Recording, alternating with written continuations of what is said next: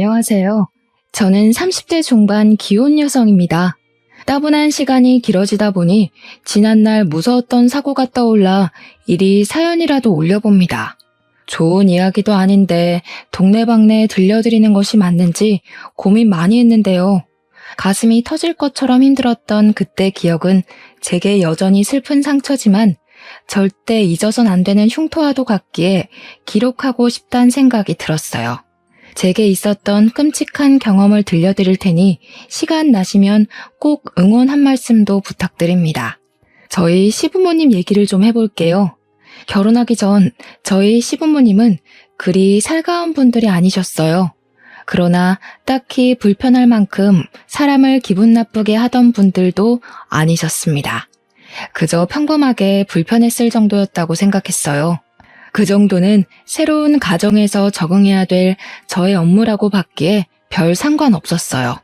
저랑 남편은 합가가 아닌 분가로 시작해서 결혼하고 나면 고부 갈등이 있더라도 마음의 여유를 갖고 잘 극복할 수 있을 거라 생각했죠.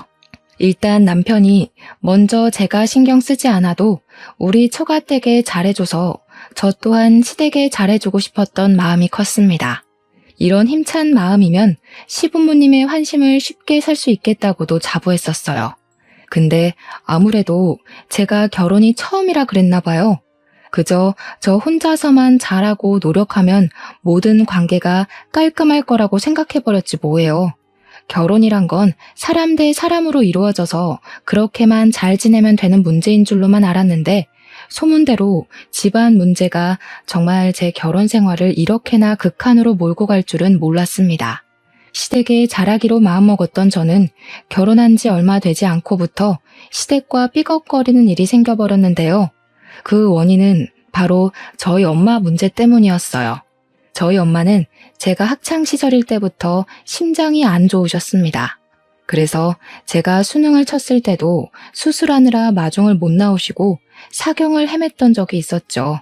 그 뒤로 저는 엄마한테서 눈을 떼지 못하는 딸이 되었고 엄마한테서 병원은 때려야 뗄 수 없는 존재가 되어버렸어요.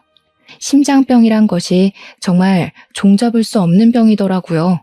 괜찮은 줄 알았다가도 한순간에 잘못될 수 있다는 걸 저도 한두 살 나이가 먹어가면서 알게 되었습니다. 그러면서 더 엄마를 이해하게 되었고 엄마를 자식 돌보듯 챙기게 되었죠.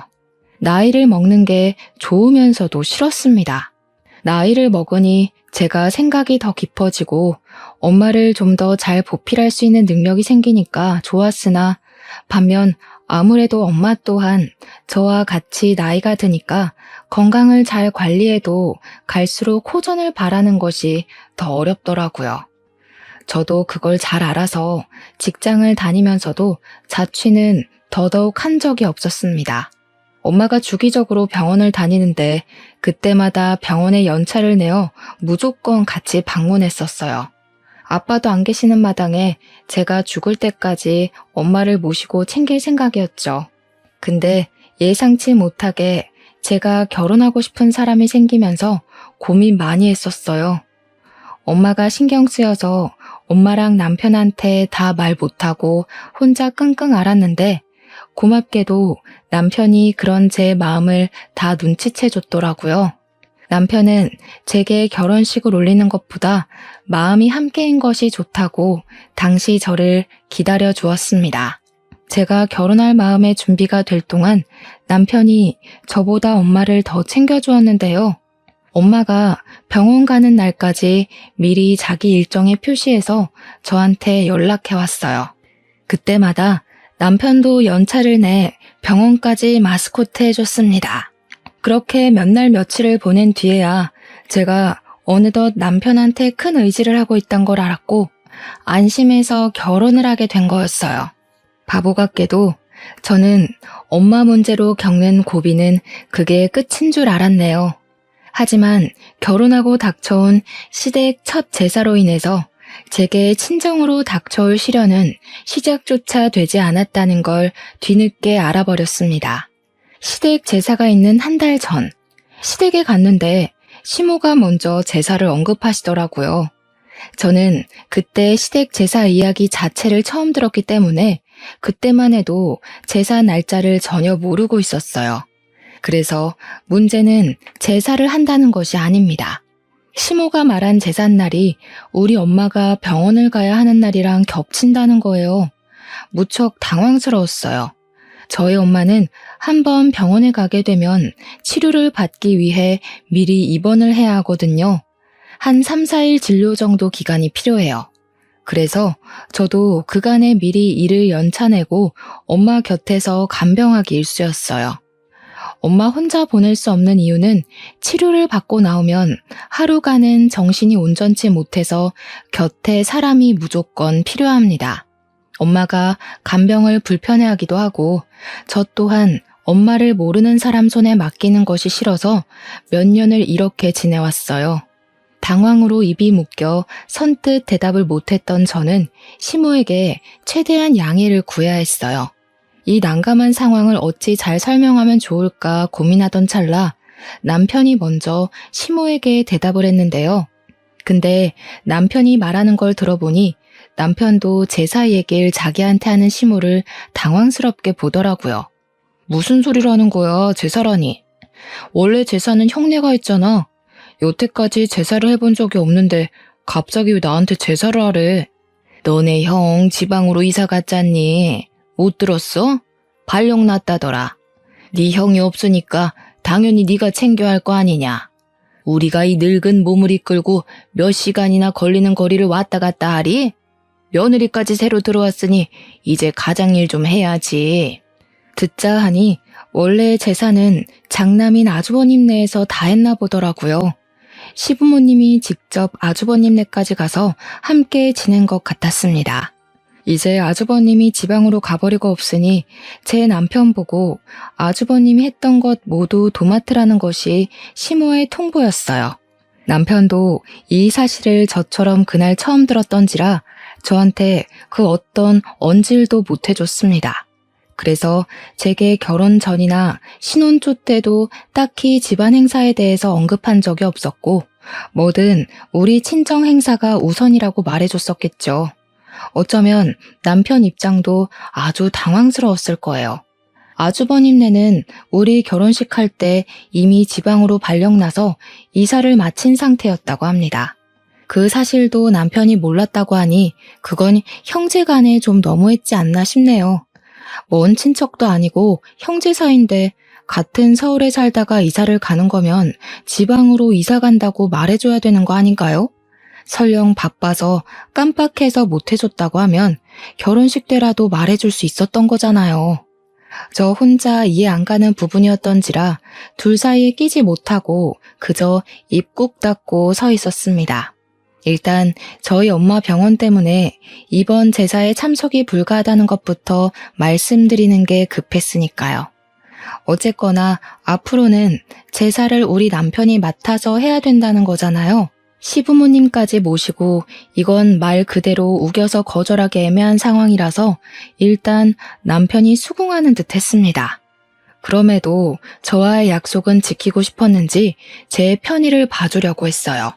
그럼 나만 제사 참여할게.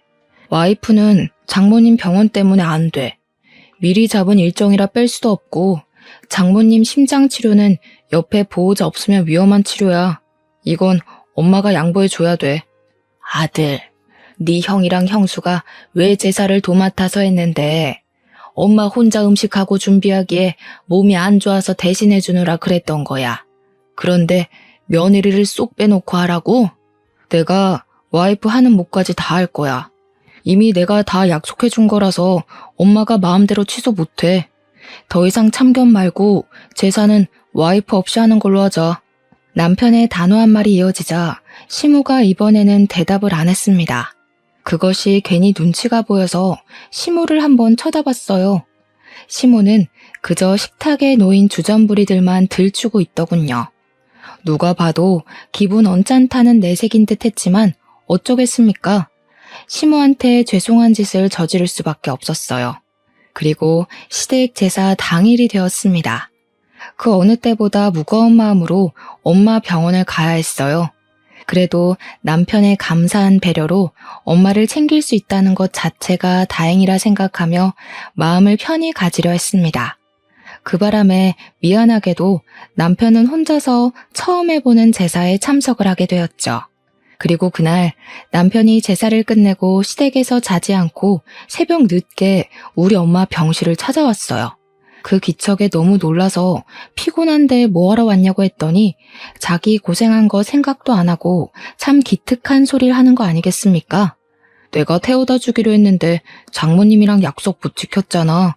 미안해서 얼굴이라도 뵈려고 왔지. 아무래도 내일 인사드리는 게 좋겠지?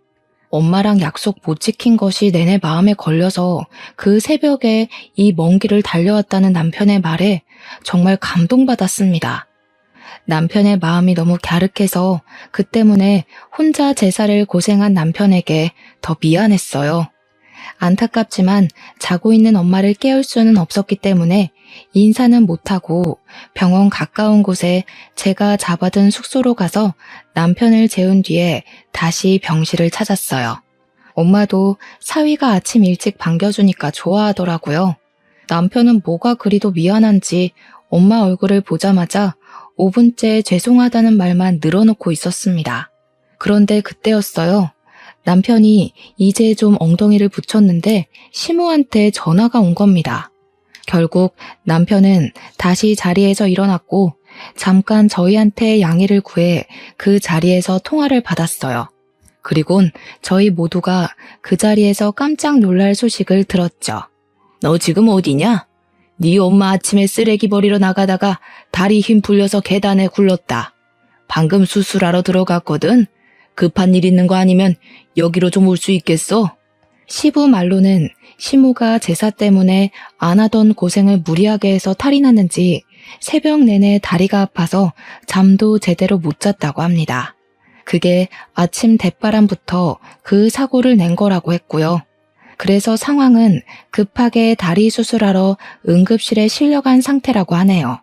마침 병실이 조용해서 저랑 친정 엄마까지 듣고 있었던 터라 저희까지 놀랐어요. 결국 남편은 다시 시댁으로 가야 했습니다. 남편은 저희 엄마한테 면목없어 하면서 이미 끝냈던 사과를 또 하기 시작했어요. 엄마는 괜찮다면서 심호 걱정을 했고 가만히 서 있는 저를 보고도 같이 가보라고 권유를 했습니다.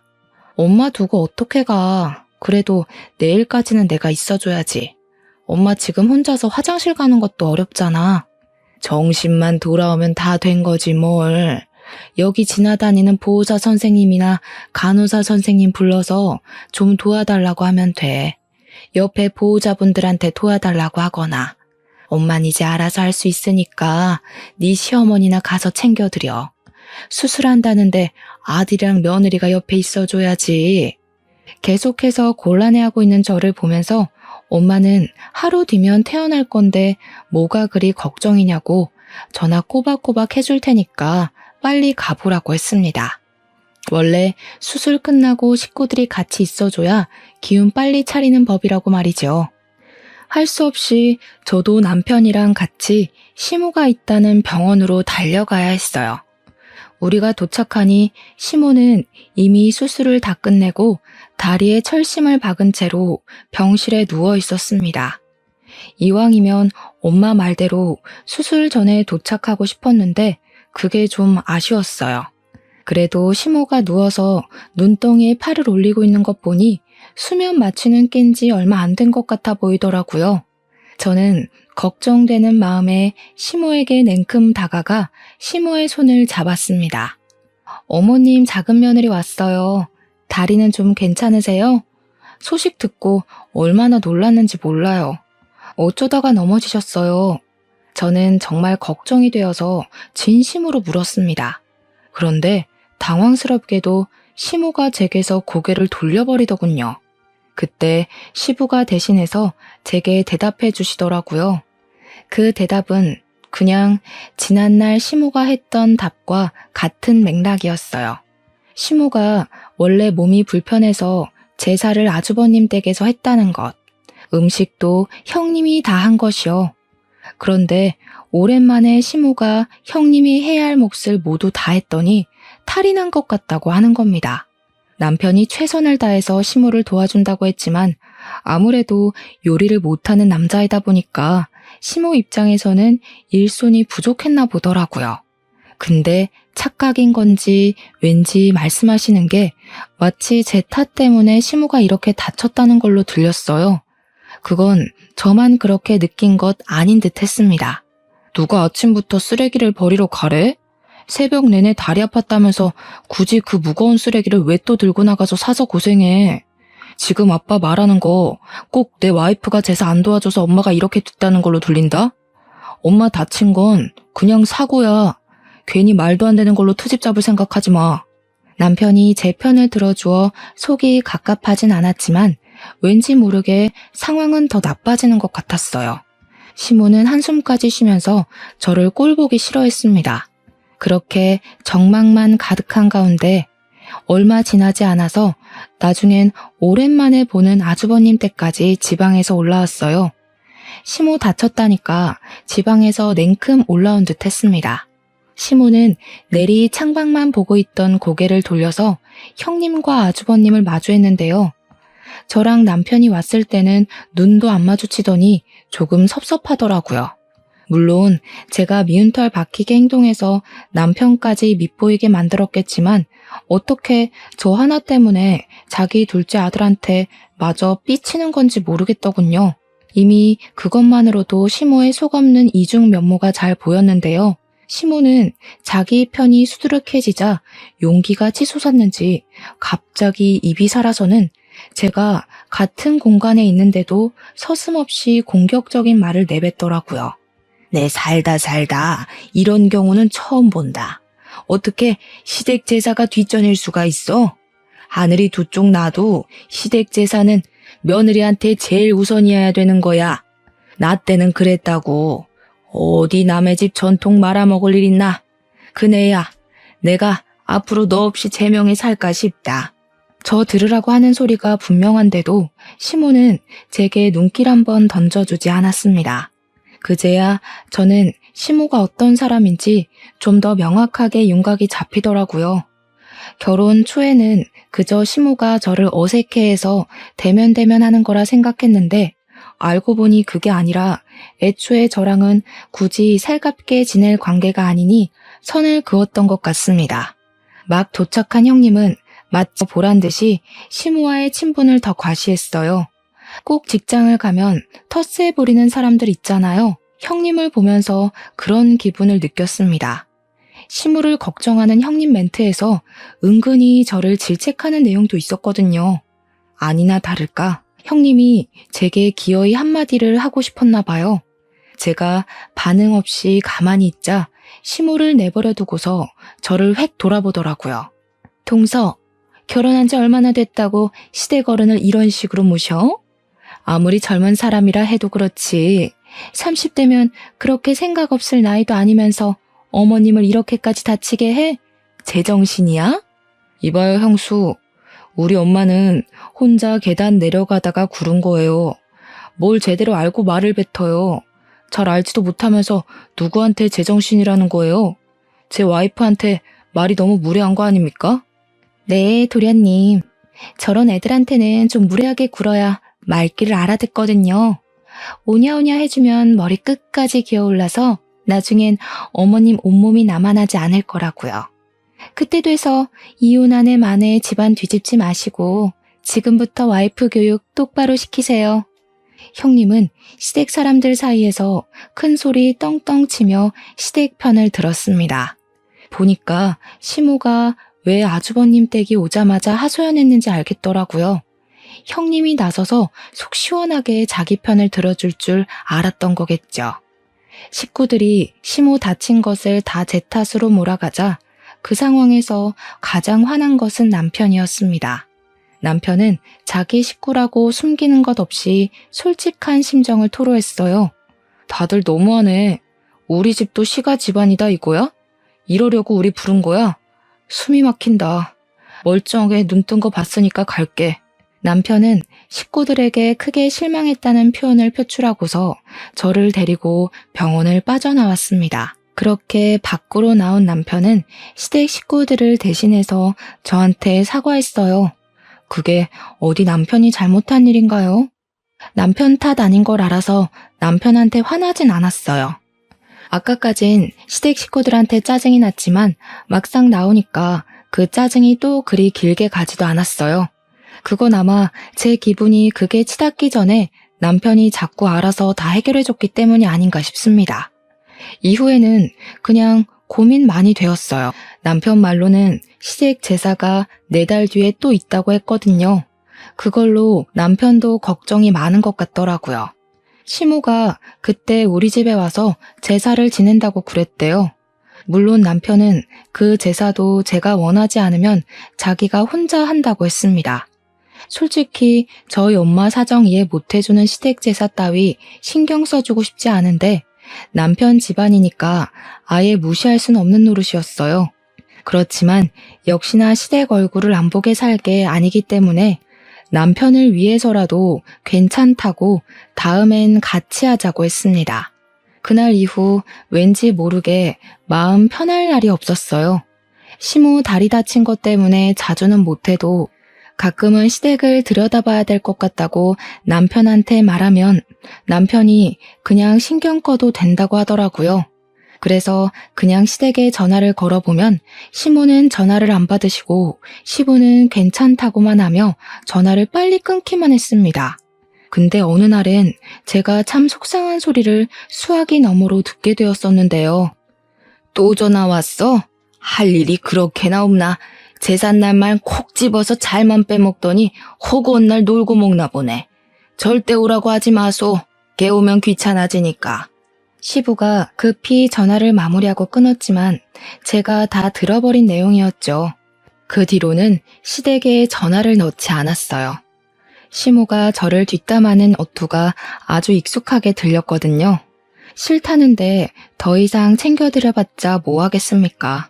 남편이 저희 엄마 잘 챙겨주니까 저도 그러려고 했던 것뿐인데 그때부터 그냥 남편 말대로 시댁에 신경을 끄기로 했어요. 그리고 마음 무겁게 시간만 보냈고 어느 날 저는 세상에서 가장 힘든 시간을 겪었습니다. 엄마랑 평소처럼 통화를 하던 날이었어요. 엄마 심장 기능에 문제가 생겼는지 전화하는 도중 엄마가 갑자기 쓰러진 겁니다. 그때 제 정신도 바로 나가버렸던 걸로 기억해요. 무슨 정신으로 119에 신고를 했는지 잘 모르겠어요.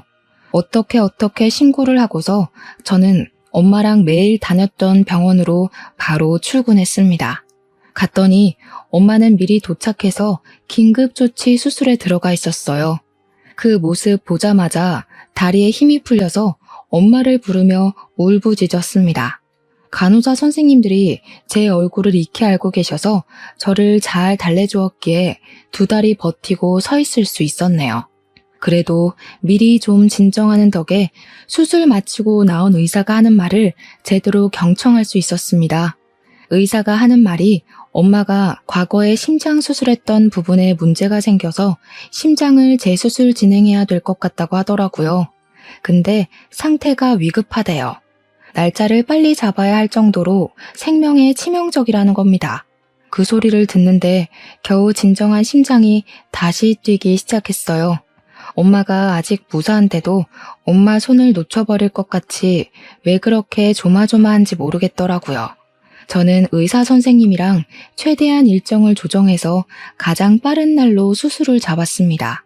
제 개인적인 스케줄과 회사 스케줄? 그건 다 조정할 수 있었어요. 의사 선생님도 저와 저희 엄마를 오랫동안 봐주신 분이라서 최대한 편의를 봐주셨죠. 모든 게 문제없이 잘 진행되어 엄마만 무사하면 될 일이었는데 하필 생각지도 못한 장애물에 또 걸리고 말았습니다.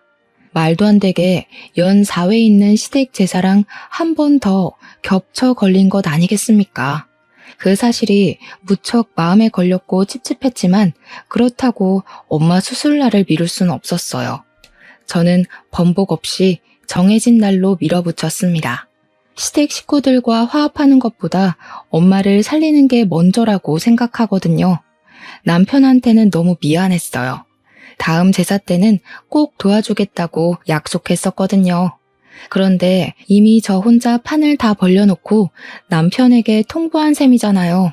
저는 그날 남편에게 면목 없어서 한참을 사과했습니다. 근데 이 착한 남편은 정말 고맙게도 제 의사를 더 존중해 주더군요. 자기였어도 당연히 그랬을 선택이라면서요. 아니, 그건 선택이 아니라 그랬어야만 하는 필수였다고 말이죠. 덕분에 저는 또 한 번 마음을 놓을 수 있었습니다. 하지만 역시나 남편과 시댁의 반응은 천차만별이었어요. 이 이야기가 시모한테 들어갔더니 또 난리가 날 수밖에 없었습니다. 첫 번째 제사는 경고로 넘어갔는데 두 번째까지 제가 제사에 불참하게 생기니 시모가 일부러 그러는 거 아니냐면서 남편한테 따지는 걸 남편이 통화하고 있을 때 같이 듣게 되었어요. 그년 옆에 있니? 당장 바꿔봐라. 어디서 새파랗게 어린 년이 어른을 속여 먹으려고 해. 내가 분명 저 때문에 개고생해서 다리 분질러졌다고 했냐 안 했냐. 두 눈으로 똑똑히 보고도 또 제사 빼먹는단 소리가 나와? 이건 그냥 시애미를 물로 보는 것 아니냐? 그런 거 아니라고. 지금 제사가 문제야? 당연히 와이프한테는 장모님이 먼저지. 장모님 지금 하루 이틀 하고 계신다고. 엄마는 사돈으로서 걱정도 안 돼. 장모님 위해서 기도해도 모자랄 판에 어떻게 죽은 사람 들먹이면서 제사를 지내라 말아야. 어머머, 얘 말하는 거 봐. 그 죽은 사람들 때문에 지금 네가 살고 있는 거야. 야, 이 둔치야. 너도 속고 있는 거라고. 그년이 집안일 하기 싫으니까 괜히 핑계대면서 사기치고 있는 거잖아. 답답해서 직접 확인시켜줘야지 안 되겠네. 거기 어디야? 남편은 시모 태도에 짜증이 났는지 대답하길 멈추고 무작정 전화를 끊어버렸습니다. 그 뒤로 오는 연락도 깡그리 무시했어요. 혹시 화가 나서 집으로 찾아오는 건 아닐까 싶었지만 시모 다리가 불편해서인지 다행히도 집에 쳐들어오는 불상사는 일어나지 않았어요. 그렇게 흐른 시간은 제사 당일까지 쭉 이어졌습니다. 남편은 끝까지 시댁의 연락을 무시했고 저는 남편에 의해 시댁의 연락처가 차단되어 버렸죠. 그리고 우리 엄마 수술날 남편은 같이 휴가를 내 제 곁에서 우리 엄마 수술할 때까지 함께 해줬어요. 제사 때문에 가봐야 할 텐데도 수술 끝날 때까지 기다리려고 하더라고요. 당신 제사 준비하러 안 가? 시장은 오후 일찍 문 닫을 텐데 갈 때 어머님도 모시고 가야 하잖아. 필요 없어. 이미 인터넷으로 음식 주문해놨어. 나중에 저녁에 갖다 준다네. 아빠한테 제사 지내기 1시간 전에 오라고 문자만 했더니 알겠다고 하셨어. 남편은 생각보다 제사를 손쉽게 준비 맞춰 놓은 것 같았어요. 한 번의 실수를 겪고 나서 두 번의 사고를 치르지 않기 위해 생각을 많이 한 모양입니다. 그 과정에서 제 생각도 조금은 들어간 것 같아서 더 고마웠네요. 덕분에 저는 홀로 있었으면 더 무서웠을 공백 시간을 남편과 함께하면서 조금 마음 놓고 기다릴 수 있었어요. 남편은 엄마 수술이 무사히 끝나고 병실로 이동하는 것까지도 동행해 주었습니다. 저희 시댁은 제사를 밤 10시쯤에 한다고 하더라고요.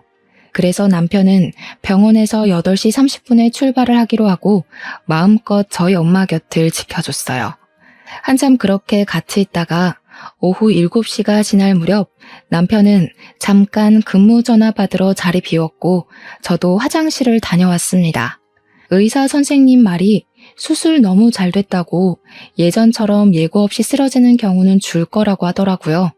그 소리를 듣는데 얼마나 가슴을 쓸어내렸는지 몰라요.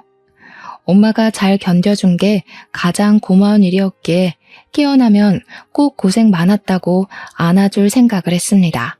그 잠깐도 못 견디고 엄마가 보고 싶어 얼른 화장실을 나섰어요.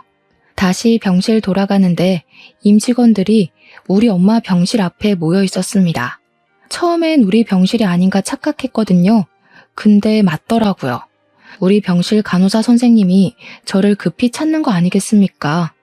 저 덩달아 놀라서 황급히 간호사 선생님을 따라 들어갔습니다.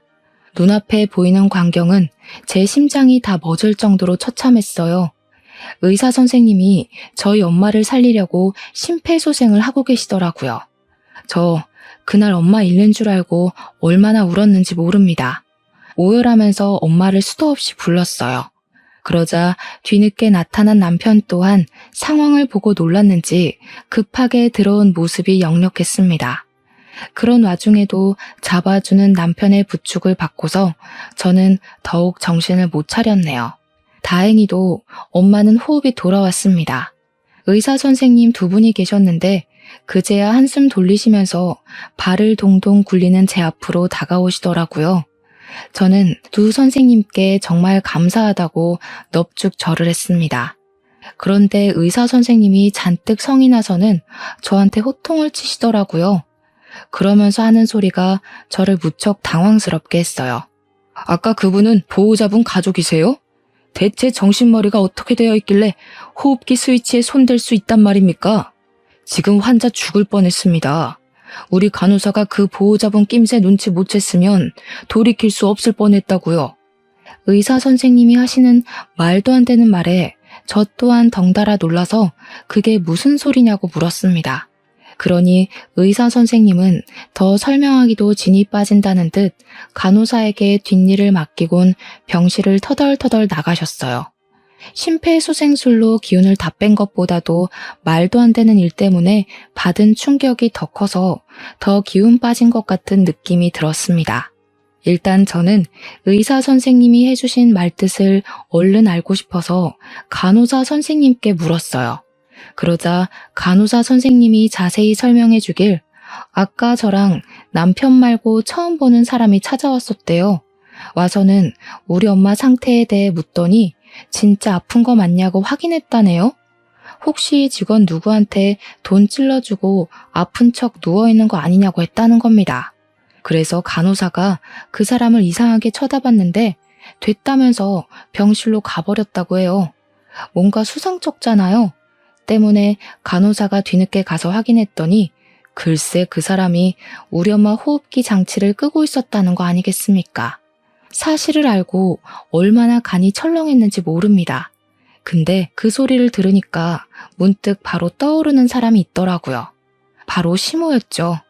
시모가 남편한테 내가 일하기 싫어서 우리 엄마 아프다고 거짓말하는 거 아니냐고 했던 말이 떠오르더라고요. 저는 더 생각하고 싶지도 않고 당장 찾아 나서고 싶었어요. 그래서 간호사 선생님한테 우리 엄마를 좀 부탁하고 병원을 뛰쳐나왔습니다. 남편도 바로 제 뒤를 따라왔죠. 불과 좀 전에 있었던 사고였기 때문에 분명 일을 벌인 사람이 멀리 못 갔을 거라 생각했습니다. 아니나 다를까 우리가 건물 나오자마자 병원 밖으로 빠져나가는 익숙한 차가 하나 발견되었어요. 그건 다름 아닌 아주버님 차였죠. 그것 또한 기가 막히더라고요. 아주버님 차를 여기서 보게 될 줄은 몰랐거든요. 시모가 아니라 아주버님이랑 형님 짓이었구나 라는 것을 그때 알아차렸어요. 그들 짓이 아니고서야 그들이 굳이 지방 사는데 우리 엄마 병원까지 올 일이 없지 않겠습니까? 저희 엄마 병원이 서울 한복판에 있는 유명한 병원도 아닌걸요. 아마 시모가 뒤에서 형님을 조종했겠죠. 자기 몸이 불편하니까 괘씸한 부탁으로 우리 엄마를 해코지 하려고 했겠죠. 어떻게 사람이 다 죽어가는 상대를 두고 그런 짓을 벌일 수가 있는지 도무지 용서할 수가 없었어요. 저는 남편 차를 타고서 아주버님 차 뒤를 따라 붙었습니다. 그들이 당연히 시댁으로 향할 거라고 생각했어요. 그런데 여기서 1차로 당황했던 게 뭐냐면요. 생전 처음 보는 동네로 들어섰다는 겁니다. 그때부터 남편이랑 아주버님 차를 놓친 게 아닌가 싶어 열심히 눈으로 쫓으면 아주버님 차는 여전히 저희를 앞장서고 있었어요. 결국엔 낯선 아파트 건물까지 들어가서야 차가 멈추게 되었죠. 여기서 끝이 아니었습니다. 2차로 당황했던 건 그 차 안의 주인공들 때문이었어요. 아주버님이랑 형님까진 예상했었는데 시부랑 시모까지 타고 있는 줄은 몰랐거든요. 그러니까 우리 엄마 병원을 다녀간 사람이 무려 4명이라는 겁니다. 우리 엄마를 죽일 뻔한 짓을 한 사람도 그 짓을 알고 있는 사람도 4명이라는 거예요. 그렇게 일을 저질러 놓고는 이 어딘지 모를 동네로 불이 나게 도망을 온 거 아닙니까? 이래놓고 제가 몰랐다면 넷이서 입맞춰 끝까지 발뺌했겠네요. 생각만 해도 너무 어이가 없고 치가 떨려서 당장 쫓아가 따질 생각으로 차에서 내렸습니다. 그들은 저희가 내린 줄도 모르는지 서로 실랑이 벌이느라 바빴어요. 나 정말 아직도 심장 뛰는 것 좀 보세요. 어머님이 분명 동서 어머님 아픈 거 거짓말일 거라고 하셨잖아요. 그런데 진짜 저 살인자 될 뻔했다고요. 이거 걸리면 어떻게 되는지 아세요? 저 잘못되면 어머님이 다 책임지셔야 돼요. 알겠어요? 얘가 왜 남의 탓을 해? 내가 올라가서 진짜 아픈지 아닌지 확인만 해보라고 했지. 누가 기계를 꺼보라고 하든? 그거 하나를 못 알아봐서 그런 무식한 짓을 저지르냐? 무식한 네 머리통을 탓해. 나는 모르는 일이다. 네? 여태까지 제가 얼마나 도와드렸는데 이렇게 나오시면 안 되죠. 저는 어머님의 꼭두각시였을 뿐이에요. 제 자의로 한 건 아무것도 없다고요. 자꾸 모른 척 하시면 어머님이 동서 부려먹으려고 사기친 거 제가 다 까발릴 거예요. 까발려? 그래, 가서 까발려라. 그러는 넌 뭐 다를 줄 아냐? 너도 동서 생겼다고 일하기 싫어서 꾀부린 건 마찬가지 아니야? 지방 갔다고 거짓말해서 이런 데 숨어 살 정도로 일하기 싫다는 년이 누군데? 네가 그러고도 맏며느리야? 어휴, 집안에 맏며느리란 년이 이렇게 꼴통이어서야. 동네가 시끄럽도록 쩌렁쩌렁 소리를 지르는 그들의 대화를 듣고서 저는 제자리에 서서 꼼짝도 할 수 없었습니다. 저라고 며느리로서 시댁에 잘한 것 하나도 없긴 하지만 그렇다고 시댁에서 저를 이런 식으로 매도하려고 수쓰고 있는 줄은 꿈에도 몰랐어요. 소란스러운 와중에 유독 제 눈에 들어오는 것이 또 하나 있었는데요. 이것 또한 아주 우습습니다. 시모는 다리 수술 말이에요.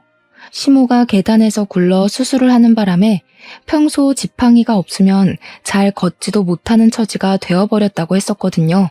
그런데 양다리를 아주 건강하게 꼿꼿하게 세운 채로 형님을 몰아붙이고 있더라고요.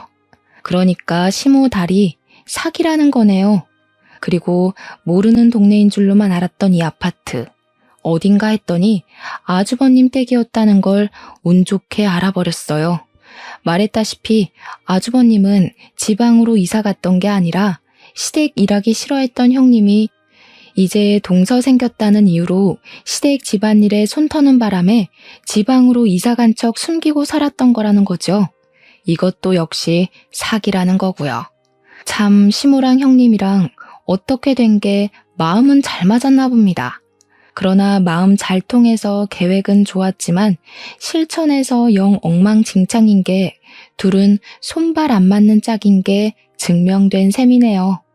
아마 제가 본인들 뜻대로 움직여지지 않아서 많이 당황했을 겁니다. 저한테 아픈 엄마가 있을 거란 변수는 생각 못 했겠죠. 제가 엄마 때문에 자꾸 며느리 노릇을 못해 보이니 그게 자기들처럼 머리 써서 사기치는 줄 알았나 봐요. 그래서 우리 엄마가 거짓말로 심장 질환 있는 척 한 걸까봐 병원까지 확인하러 가게 된 것 같습니다. 너무 하찮은 사람들이 아닙니까? 고작 그딴 의심 때문에 우리 엄마가 죽을 뻔했다는 사실이 너무 어이가 없고 화가 나서 눈물이 다 나는 겁니다. 마찬가지로 식구들의 대화를 같이 듣고 있던 남편도 식구들한테 열받았는지 저보다 남편이 먼저 식구들 앞에 모습을 드러내버렸어요. 남편은 밑도 끝도 없이 달려들어 담배 피고 있는 아주버님을 잡아 주먹을 날렸습니다. 이런 쓰레기 집안을 달고 다닐 바엔 차라리 고아가 낫겠다. 당신들이 사람이야? 그래도 가족이라서 한편으로는 제발 아니길 바랬는데 결국 끝까지 최악을 보여주네. 당신이 뭔 짓을 했는지 알아? 살인 미수를 공모한 거나 마찬가지야. 그제야 다들 저랑 남편을 발견했습니다. 시모랑 형님이 가장 기겁하더라고요. 저와 눈이 마주치자마자 우왕좌왕하던 형님은 일단 아주버님을 패고 있는 남편을 말렸습니다. 그 사이 저는 화가 난 채로 시모 앞에 다가서서 손으로 시모 수술했다는 쪽 바지춤을 잡아 올렸어요. 아주 매끈한 다리가 드러나더라고요. 얼굴 빨개진 시모가 뭐 하는 짓이냐고 뒤로 물러나는 거 있죠. 제사가 얼마나 좋으시면 스스로 제삿날을 앞당기실까. 빨리 명 달고 싶어 안달나셨나 봐요. 어머님, 살인미수 방조한 거 아시죠? 그것도 그거대로 처벌 가능한 것도 알고 사주한 걸 테고요. 어머님이 남편 전화로 우리 엄마가 아프다고 쇼하는 중이라 소리쳤던 거 증거로 제출하면 돼요. 병원 들락거린 CCTV도 있을 건데. 뭐야? 이젠 하다못해 시애미 협박까지 해? 그래, 이참에 제대로 따져보자. 너야말로 며느리로 들어와서 시댁에 한 게 뭐 있냐? 호구한 날 내 아들 데리고 친정만 들락거리지 않았어? 내 아들이 네 중놈이야? 아, 그래서 우리 엄마가 빨리 죽고 없길 바랬어요? 남편이 제 옆에서 고생하는 것 같아서? 제발 정상적인 사고를 좀 하세요. 저야말로 시댁에 종살이 하려고 결혼한 거 아니거든요? 내가 당신 집 제사에나 목숨 걸려고 결혼한 줄 알아? 우리 엄마 목숨이 왔다 갔다 하는데 당신 죽은 조상들이나 챙기자고 결혼한 줄 아냐고. 아무래도 저 또한 이 사람들 때문에 엄마가 죽을 뻔했다는 사실이 눈에 아른거려서 정신을 못 차렸던 것 같습니다. 저는 끝내 이성을 놓고 울부짖었네요. 그런 와중에도 시모는 제가 반말 찍찍 내뱉는다면서 제 버르장머리 고쳐놓겠다며 제 머리채 잡고 말았어요. 그 꼴을 남편이 나서서 말려주려고 한순간이었습니다. 갑자기 시부가 먼저 나서서 말려주더라고요. 시부는 시모를 떼어내 밀치면서 제발 이제 그만 좀 하자고 지긋지긋하다며 소리를 질렀어요. 그리곤 그간 죄책감 들었던 건지 시부가 모조리 고백하기 시작했는데요. 미안하다 새아가. 네 시애미 사실 계단 구른 적 없어. 다리 수술은 나이 들고 무릎 연골 달아서 수술한 거야. 네가 제사 빼먹은 거 괘씸하다고 이 사람이 일부러 그렇게 꾸며서 네 죄책감 유발하려고 했었다. 시부는 시모가 그러라고 시키니까 일단은 그렇게 했는데 속이는 내내 제게 마음이 불편했다고 했습니다. 참다 말할 타이밍만 보고 있었는데 사람 목숨까지 위협하는 시모랑 형님을 보면서 그건 좀 아닌 것 같아서 결국 시부가 실토하는 것이랬어요. 시부는 손수 증인이 되어서 제가 당시 현장에서 알 수 없었던 사실까지 다 말해주었습니다. 우리 엄마 병원 주소를 알아낸 건 아주버님이 몰래 우리 남편 차 내비게이션을 뒤져서 주소 빼내갔다는 것도 말해줬고 그걸 사주한 것 역시 시모라는 것도 알려주었죠. 저는 그 자리에서 더는 시모를 모시고 살기 싫어서 이혼하길 택했습니다. 근데 남편에게 미안하다고 이혼하자고 얘기를 하려는 순간 시부가 저를 막았어요. 시부가 먼저 시모한테 이혼 통보를 하는 거 아니겠습니까? 저 당황해서 한 발 물러나고 말았습니다. 이혼이라니? 여보 왜 이래? 당신이랑 내가 무슨 문제가 있다고 이혼을 해? 우리 둘 사이에만 문제 있어야 이혼을 해? 내가 당신이랑 같이 못 살겠어도 이혼은 할 수 있는 거야. 이혼 소송이 왜 있겠어? 난 사람 생명 함부로 생각하는 사람이랑 한 이불 덮고 못 자. 섬뜩해. 시부는 시모를 이혼 합의가 아닌 소송으로 처리해버렸습니다. 그제야 시모가 시부한테 매달리며 사과하고 난리를 부렸어요. 그 와중에 형님은 아주버님한테 어떻게 좀 해보라고 애원했죠. 저는 그런 형님한테 한마디 던져줬어요. 형님, 만날 거면 능력 좋고 개념 똑바로 박힌 남자를 만나지 그랬어요. 어쩌다가 저런 팔푼이를 만났대? 형님이 천박한 짓 저질러도 편을 한번 안 들어주잖아요. 하긴 형님 하는 꼴이 팔푼이밖에 못 만날 것 같네요. 자존심은 있는 건지 아주버님이랑 형님이 저한테 달려들려고 하자 그걸 남편이 나서서 막아줬어요. 아주버님은 남편이 막았지만 남편이 차마 못 막아줬거든요. 그래서 남편이 저를 걱정했는데 여자가 한이 맺히면 5, 6월에도 서리가 내린다고 형님 때문에 너무 화가 나서 제 손이 알아서 주체를 못하더라고요. 다가오는 형님에게 그만 손바닥을 날렸지 뭐예요? 나자빠진 형님을 두고 저는 그대로 돌아섰습니다. 마침 경찰차가 들어오더라고요. 남편이 뒷정리를 해주고 저는 남편 차 안에서 병원에 전화하며 엄마의 상태를 묻기 바빴네요. 시부 덕분에 저는 남편과는 이혼하는 불상사는 면했어요. 남편 같은 좋은 남자와 이혼했다면 평생 후회했을 텐데 그거 하나는 다행이라 생각을 해요. 아무튼 그 뒤로 저랑 남편은 시무랑 형님에게 손해배상 청구하고 살인미수 방조죄로 고소했습니다. 당연히 형님은 살인미수로 고소해버렸고요. 형님은 깜빵 안에서 혹시 이혼이라도 당할까봐 아주버님이 면회 갈 때마다 엄청 닥달하는 것 같았어요. 아주버님은 오히려 그것 때문에 지치는 것 같았고요. 그 둘은 서로 그렇게 지치고 망가질 때까지 서로 핥히기만 하다가 결국 이혼했으면 좋겠네요. 저랑 남편은 이전보다 훨씬 더 돈독해졌습니다. 집도 옮겼어요. 남편이 우리 엄마 걱정된다고 근처 아파트로 이사 가자고 하더라고요. 그래서 종종 엄마 집에 가 밥도 얻어먹곤 한답니다. 참, 저희 엄마는 의사 선생님 말씀대로 수술이 잘 돼서 건강하세요. 큰일 날 뻔한 경험을 했지만 다행인 건지 엄마에겐 그 기억이 없습니다. 저랑 남편이 일부러 말을 안 해주기도 했어요. 그냥 별로 좋은 일이 아니니까 시간을 두고서 말해야 할 때가 되면 밝힐까 합니다. 제가 남편에게도 늘 하는 말이 있는데 이 사연이 해피엔딩이라서 정말 다행이라는 말을 계속하고 있어요. 혹여라도 엄마가 잘못되었다면 그 사람들이 감방 같더라도 제겐 해피엔딩이 아니잖아요. 이렇게 잘 살고 있다고 끝낼 수 있어서 얼마나 안심이 되는지 모릅니다. 앞으로의 제 인생도 늘 해피엔딩이었으면 좋겠네요. 당연히 여러분들의 인생도 마찬가지로요. 바쁜 시간 내주셨죠? 그래서 복 받으실 거예요. 너무 감사드립니다.